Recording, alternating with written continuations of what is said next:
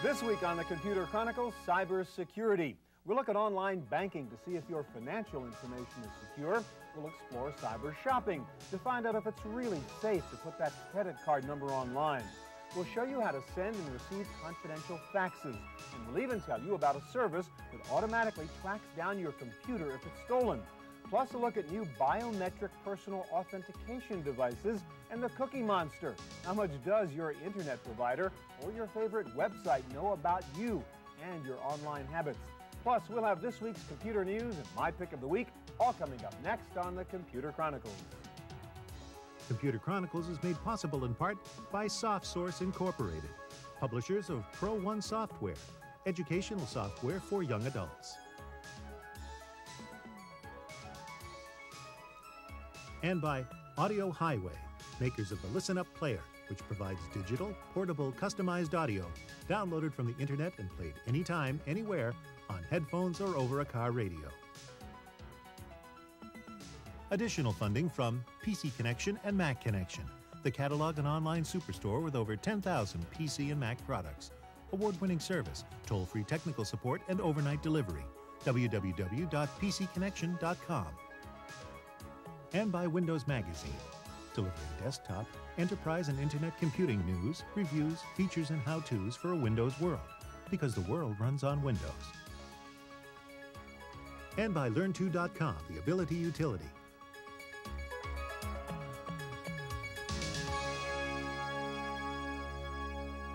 Hi, and welcome to the Computer Chronicles. I'm Stuart Chaffee. Well, the internet is a wonderful thing, but can you trust it? How safe is your personal information, your financial information, the privacy of your email? We're going to try and find out today, and we're going to start with one of the biggest issues of all, and that is the security of financial transactions on the web, and that gets us to home banking and doing your banking online and moving money electronically, Renee. So I want to ask you to do two things. Explain what's the point. Why should I want to do my financial business online? And secondly, how do you assuage my concerns that all my money, all my stuff is out there and hackers can get in and play with it? Okay, well, from the point of view of why would you want to do it, the ease, the convenience, you no longer have to go to a branch, you don't have to pick up a phone, you can sit right at your computer from your fingertips, access your information right from the internet. So you can go out and see your account balances, transactions. Why don't we start and actually do some of that? Okay. I mean, you've got an account set up here, so what can I do if I'm banking online with Wells Fargo? Well, if you come in and go into our online banking area, and to get in, and this addresses your security question, you have to have a secure browser. So you either have to have Netscape Navigator or Microsoft's Internet Explorer. So one of those two browsers to even actually access the information that we're going to go to. Okay.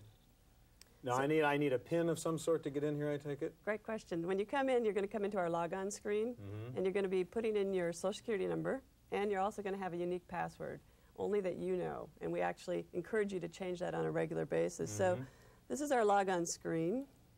You're going to come in, type your Social Security number, and you're going to enter that unique password that I mentioned. And you're going to sign on.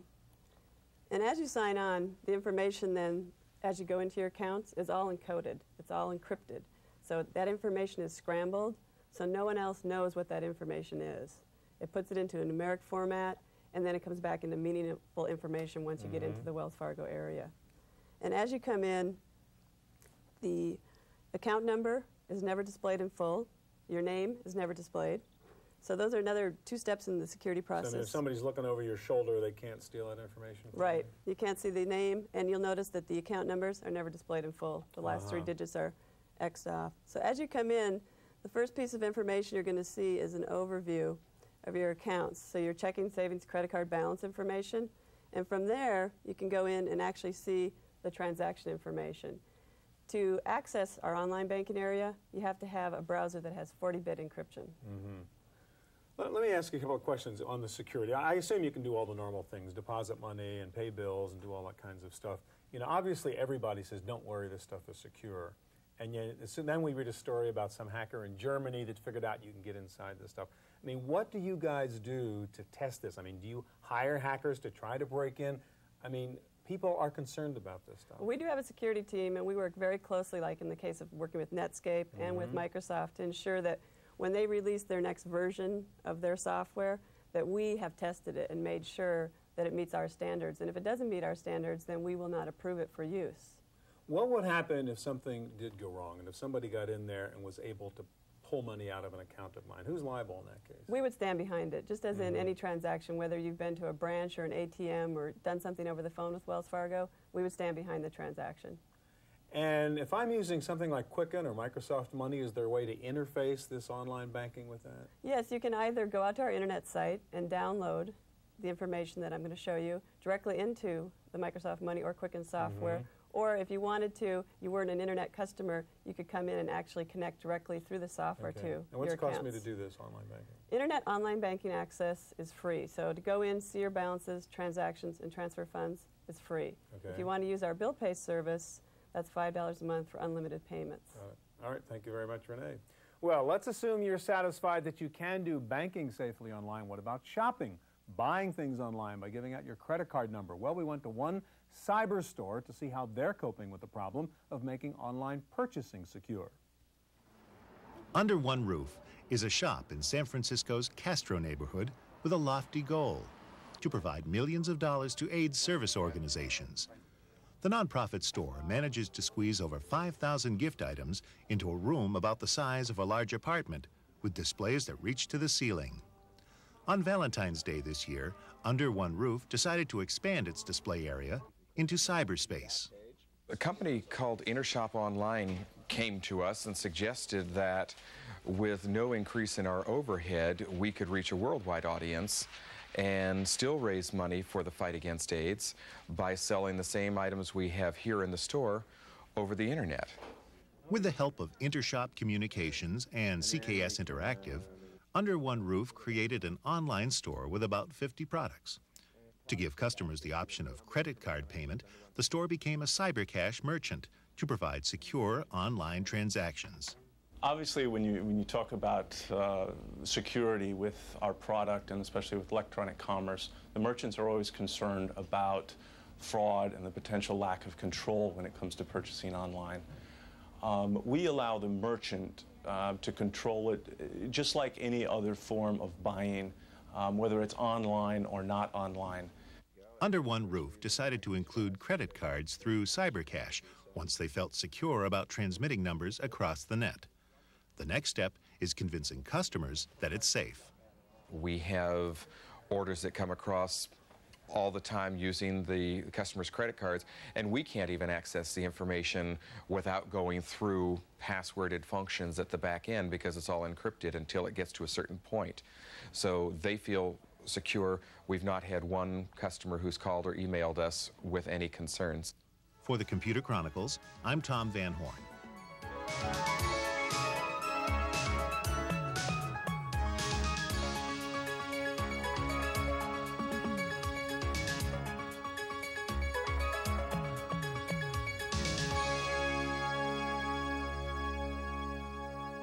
There are many different security issues online. Some have to do with money, but some have to do with privacy, your privacy. How much can people find out about you online? And Preston, this is your territory. You wrote the book, How the Internet Works. You study this stuff. How much can a person find out about me and my habits online? An enormous amount.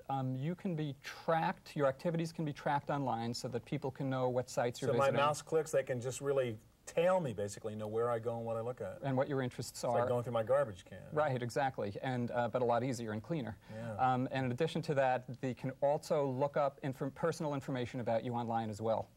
All right, let's talk about this notion of cookies. A lot of times you're on a website and it says, can I create a cookie for you? What is a cookie and what happens when you create that? A cookie is a little file that's put onto your hard disk by the website, and that is used to identify you to the website. It can be something as easy as putting in your username and password so you don't have to keep putting it in. But it can be more than that. It could be more than that. It can track you through the site so that it can know what pages you've looked at. He's the kind of guy who likes to buy these kinds of things, so we'll sell him these things, and the ad that comes up will be for him, et cetera, That's exactly right. All right, now, is there a way to prevent this cookie business and find out what these people are pulling from me? Yes, absolutely. At the ZDNet software library, we make available a file called Cookie Master. Anybody can get it for free at hotfiles.com.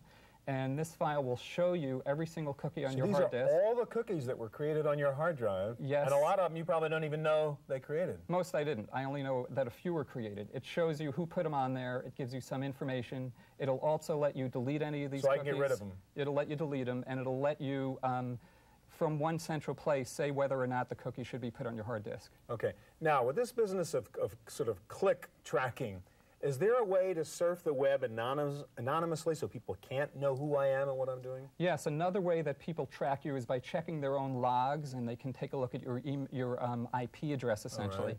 There's this site called the Anonymizer, and when you use this site, what happens is that instead of you contacting the website directly, you contact this site, it contacts the website for you, so you can never be traced. So you're hidden behind some anonymity there.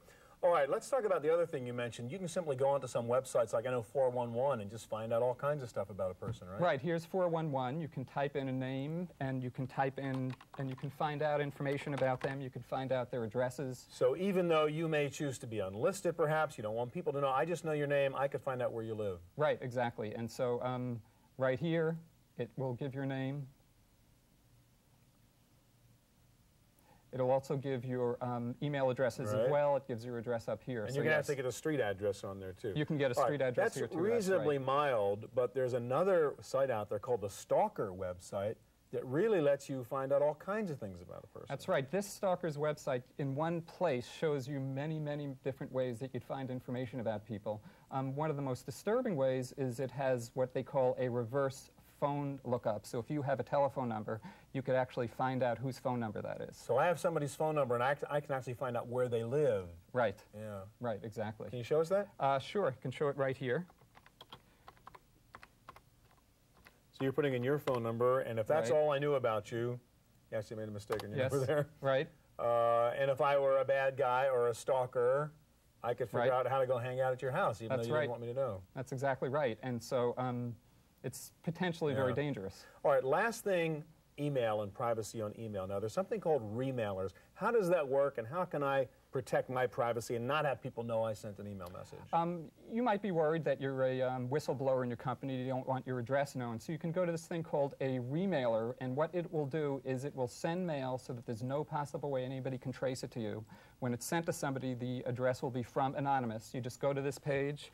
You just type in who you're sending it to, and it gets sent off. So it's like the anonymizer only for email. Right, exactly. Preston, thanks a lot. Interesting stuff. Thank you. Well, perhaps the most insecure form of business communications these days is a fax. There's no envelope. Just about anybody hanging around the fax machine can read your confidential mail unless you've taken some precautions to protect the security of your faxes. And I guess that's what you guys do. Explain what you do here. I mean, how can I send a fax and yet not have people see it? Stuart, what we do is we start with a fax, and it could be any type of fax. It could be a document. So what are you doing here? Showing you a document. We can also fax digital photographs, any type of file. And what we do is we take that file and we compress it to what we call an info image.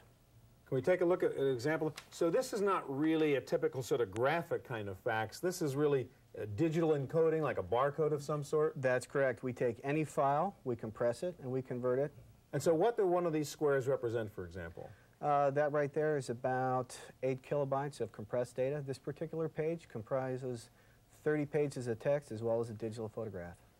Okay, now this is what I would, now what are we doing here? I have software that lets me, what, take a document and convert it into this form? Absolutely. We can encode it, we can password protect it, and make it ready to transmit. Okay, so when you send me a fax, instead of getting the real words, I would get this thing out of my machine. Absolutely. But what do I do with it now? How do I read it? What we'll do to read that transmission, we simply open up our read module, and we can drop this into any Twain-compatible scanner. So this is a piece of software, basically, that helps me encode and decode these faxes. Correct. We simply scan the page in. So you're going to scan in what just looks like a glob of mystery dots. Absolutely. Lots of black and white dots. We're importing this image into the PC through the scanner, and we'll decode this black and white dot pattern and give you the information that was transmitted on the sending side. And how fast or how long does it take to do all this? Just a couple of seconds, as you'll see in the box here. The black and white dots have appeared, and we're decoding the So that's the squares. picture of what was scanned in, but now you're going to Absolutely. decode all those dots. We're in the decoding process now, and as you'll notice, we'll hand the files. So I mean, this is really just binary code, huh? The presence or absence of dots? This is the digital data. We go to open the file, and as Okay. you'll see, it was password protected for a second level of security. If you don't know the password, it won't let you in. Okay. So the guy standing at the faxing machine just saw a bunch of dots. Right. But in fact, this is what the fax is. And what we have are the full 30 pages, and again, completely editable. So a couple of things going on here. It's not just a dumb graphic. You didn't even have to OCR it. I mean, That's it's correct. a digital file. And 30 pages were sent in the time it takes to send one page. That's correct. That is very cool. Now, one thing interesting about this, it would seem that this stuff is very fragile. I mean, you got a zillion dots crunched into there. Suppose I lean on it, I put a thumbprint on it, I get ink on it by mistake. What happens? We have very robust error detection and correction. Quite often, documents are corrupted in the transmission process. You just poked a hole through that. and scribble on you it, wrote on top of it. and we can still bring And that you're telling me file it'll still back. work? Absolutely. How? With our error correction and detection, we will recreate the file. We'll take that digital pattern, if you will, put it back in line, and deliver you 100% of those original files. Guess I got to see. There's a magic trick now. All right, so you're doing the same thing, scanning the same piece of paper after you wrote on it with a pen and punched a hole Absolutely. through it. And let's see if this works. And we're handing off the image, and we deliver the files. Again, And that's the password. same scan.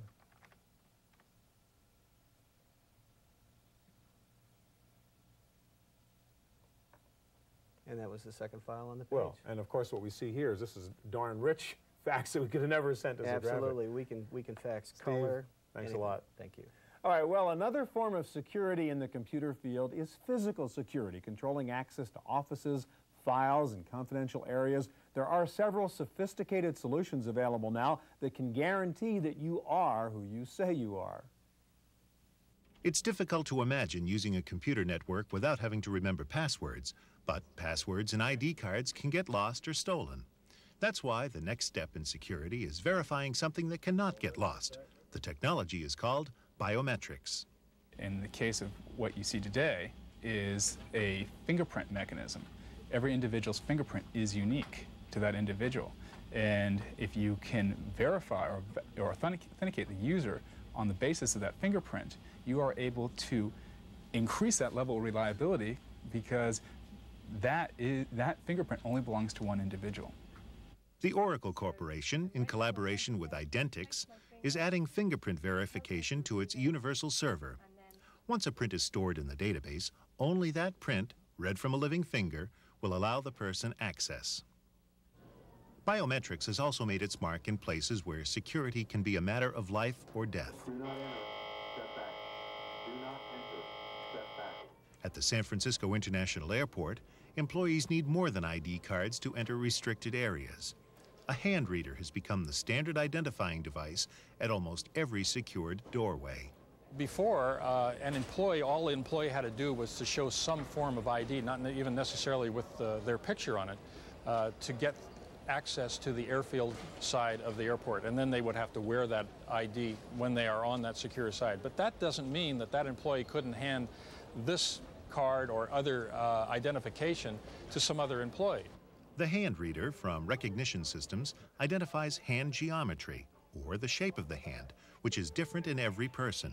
As with fingerprints, there is nothing to lose or loan.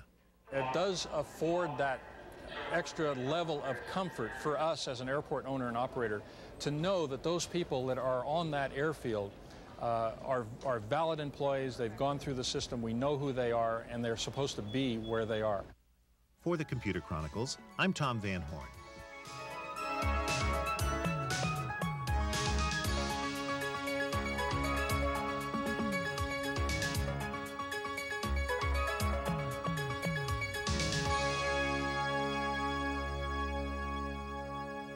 With all our concern over cybersecurity, one of the biggest threats to computer security is that someone will steal your computer and your hard drive and your files. Certainly easy to do these days with everyone running around with laptop computers. And Christian, you saw this, and you invented something called CompuTrace that helps me retrieve and find my stolen computer. Basically, how does it work?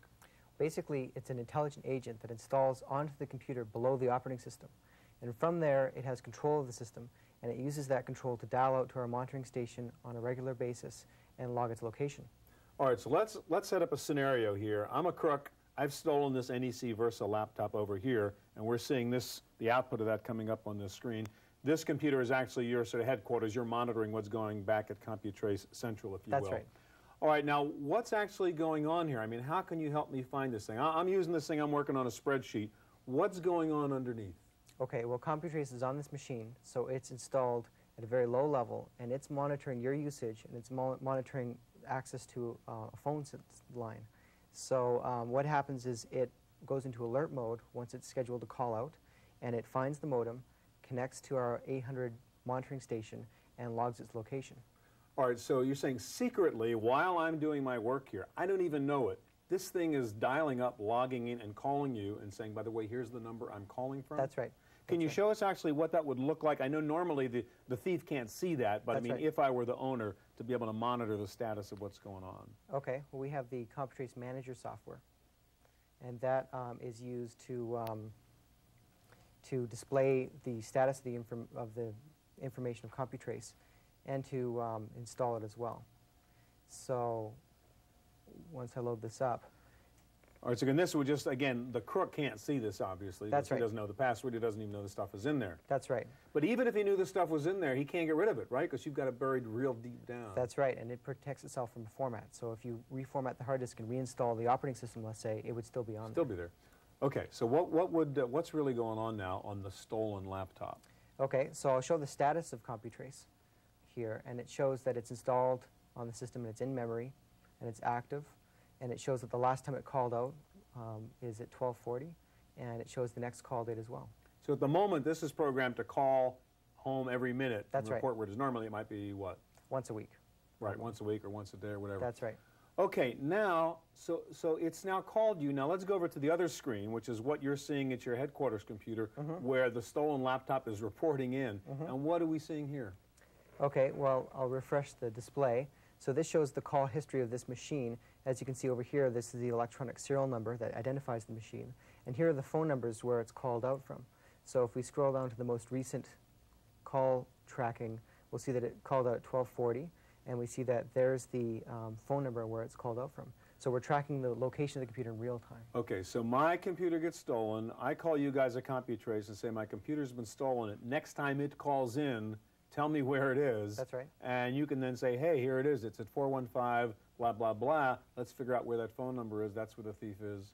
That's right. where the computer is. That's right. Once the computer's stolen, the user would call us up and would report it stolen. Yeah. And then that allows us to react in real time, notifying the police of the location of that computer. It's very clever. I mean, really, this is a friendly virus you put inside the machine, right? That's right. It does things sneakily that happen to be good. Yep, to protect your ownership of the computer. Quickly, any success stories in which you really have found some stolen computers? We've had a couple thefts, and we've had a couple recoveries. The most recent one was a producer of a rock star, and their computer was stolen, and we recovered it about 5 days later in a small town 300 miles. So basically, I buy the software and then pay you so much per year to provide the service. That's right. Thank you very much. Okay. Now for this week's Random Access Report and a special look at personal computing tips. Usually when we launch applications, we double-click on an icon that launches that application. But there's another way. By clicking on the Start menu and selecting Run, we can launch applications from what's called the Run command dialog. I'll type in Notepad and hit Enter, and the Notepad application just launches. It's that simple. But the Run command dialog is useful for a whole bunch of things. One of which is that in Windows 95, sometimes you don't know where on your hard disk a file is. For example, it's hard to tell from looking at these icons where they exist on my hard disk. By dragging them and dropping them onto the Run dialog, I get the entire DOS path statement that tells me exactly where they are on the hard disk, which I think is pretty useful. Another thing you should know about the Run command is that the most recent things that you've run from there are still there, and by simply selecting one of them and clicking OK, you can actually launch the thing that's on the list.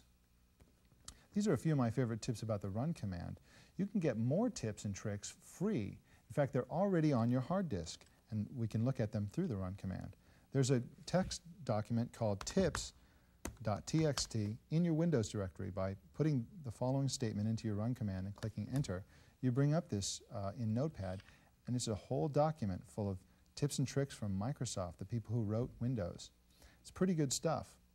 Another source of tips from Microsoft is by calling an 800 number, which is 800-936-4200.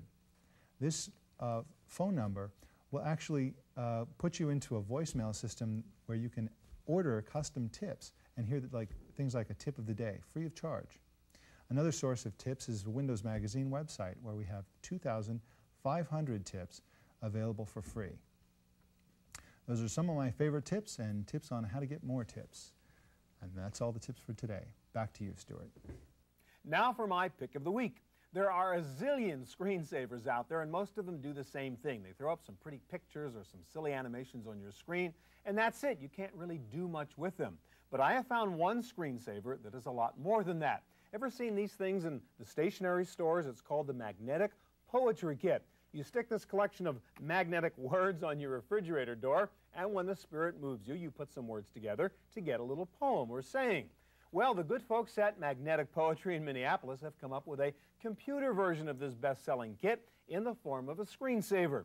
Words are much more interesting than just pretty pictures, and this makes a great excuse to take a break if you want to rest those wrists and fingers for a while.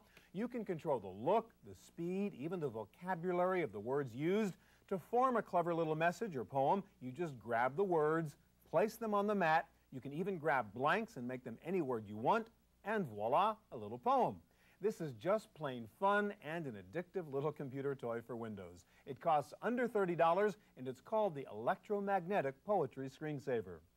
That's it for this week's Computer Chronicles. We'll be back here again next week with more of the best hardware, software, and the net. If you need more information on anything you saw on today's program, check out our website at pctv.com. I'm Stuart Chaffee. Hope to see you here next time. Computer Chronicles is made possible in part by SoftSource Incorporated, publishers of Pro One software, educational software for young adults. And by Audio Highway, makers of the Listen Up player, which provides digital, portable, customized audio downloaded from the internet and played anytime, anywhere, on headphones or over a car radio. Additional funding from PC Connection and Mac Connection, the catalog and online superstore with over 10,000 PC and Mac products. Award-winning service, toll-free technical support, and overnight delivery. www.pcconnection.com. And by Windows Magazine, since 1992, providing information on hardware and software products to business technology buyers, because the world runs on Windows. And by Learn2.com, the Ability Utility,